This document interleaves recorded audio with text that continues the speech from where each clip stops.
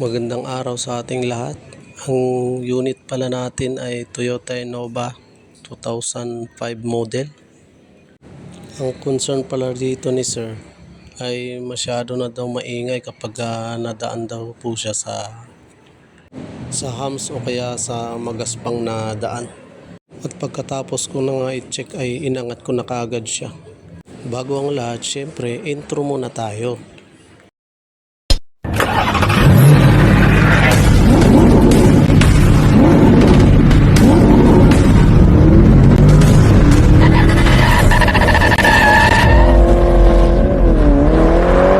So proceed na tayo guys.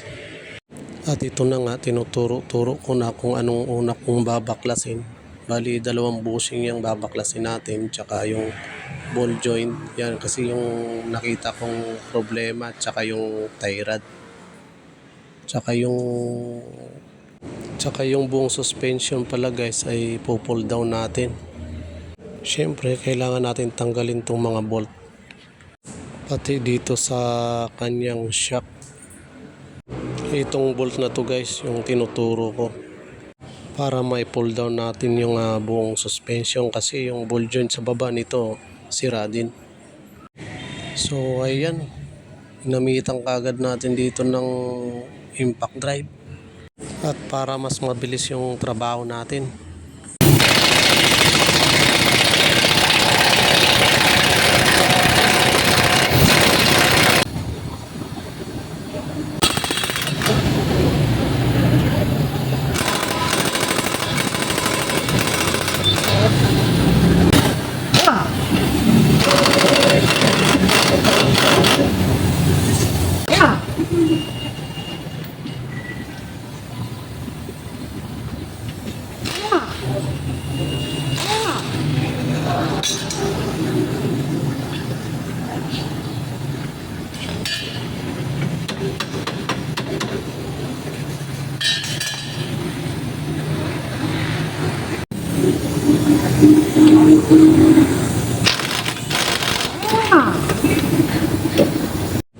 At ito na guys, naibaba ko na yung mga parts na dapat nating palitan.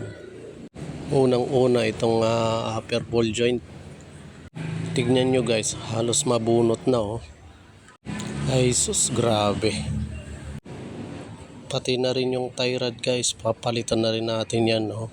Same lang sila ng sira. Kaya mga boss, huwag niyo po paabutin ng ganito kalala ang iyong sasakyan.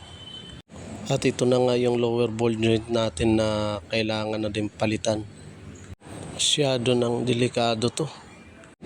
Tara guys, samahan nyo ako at ating palitan. At syempre, nandito na nga tayo sa ating hydraulic press. At unahin ko na kaagad yung ating upper ball joint dito.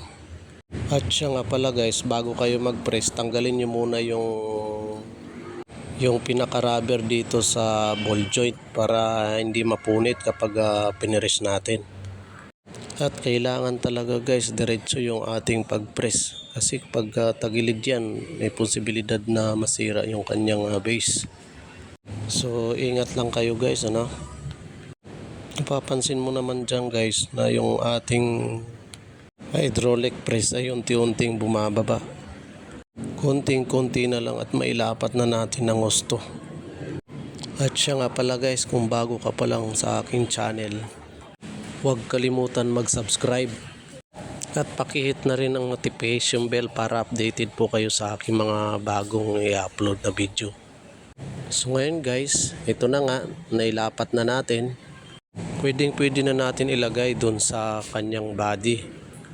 Ganun lang kadali guys ang pagsalpak ng ating ball joint gamit ang ating hydraulic press. So fast forward na tayo dito at naikabit ko na nga yung dalawang ball joint dito sa baba, tsaka yung isa sa taas, tsaka yung ating dalawang tie rod end. Ito yung isa at sa kabila naman yung isang pinalitan. Ito po siya. So hanggang dito na lang. Maraming salamat. God bless.